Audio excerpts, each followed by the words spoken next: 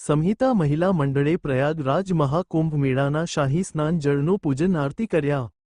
શ્રી વીણાબેન પંડ્યા દ્વારા સ્થાપિત શ્રી સંહિતા મહિલા મંડળ દ્વારા જૂનાગઢ રેડક્રોસ હોલ આઝાદ ચોક ખાતે કુંભ મેળાના મહત્વ વિશે ચેતનાબેન પંડ્યાએ પોતાના મૌલિક વિચાર સાથે ધાર્મિક આસ્થા રજૂ કરી વક્તવ્ય આપેલ।